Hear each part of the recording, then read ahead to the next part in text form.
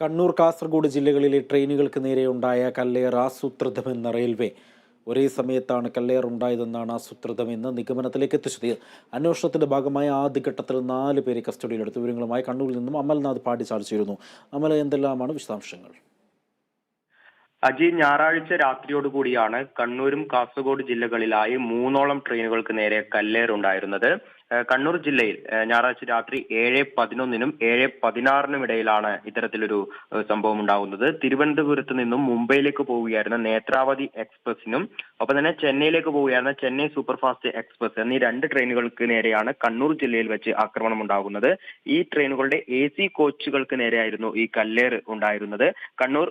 Kannur railway സ്റ്റേഷന് സമീപത്ത് നിന്നാണ് ഇത്തരത്തിൽ, അതായത് നഗരപ്രദേശത്ത് തന്നെയാണ് ഇത്തരത്തിൽ ഒരു കല്ലേറ് ഉണ്ടായിരുന്നത് എന്നത് അതീവ ഗൗരവമായി തന്നെ ഈ വിഷയം കാണണം എന്ന് സൂചിപ്പിക്കുന്നുണ്ട്. ഒപ്പം തന്നെ ഓക്ക എക്സ്പ്രസിന് നേരെയാണ് കാസർഗോഡിനും നീലേശ്വരത്തിനും ഇടയിൽ വെച്ച് കല്ലേറ് ഉണ്ടാകുന്നത്. നിലവിൽ ഇപ്പോൾ റെയിൽവേ പോലീസിന്റെ നിഗമനത്തിൽ ഈ ഒരു കല്ലേറ് ആസൂത്രിതമാണ് എന്നാണ് അവരുടെ നിഗമനം എന്നാണ് മനസ്സിലാക്കാൻ സാധിക്കുന്നത്. കാരണം ഈ ട്രെയിനുകൾക്ക് നേരിടുന്ന കല്ലേറ് ഏതാനും മിനിറ്റുകളുടെ മാത്രം വ്യത്യാസത്തിലാണ് ഉണ്ടാകുന്നത്. അതിനാൽ തന്നെ ആസൂത്രിതമായി തന്നെയാണ് ഈ ട്രെയിനുകൾക്ക് നേരെ കല്ലേറ് നടന്നത് എന്ന് തന്നെയാണ് ഇപ്പോൾ റെയിൽവേ പോലീസ് എത്തിയ ഒരു നിഗമനം.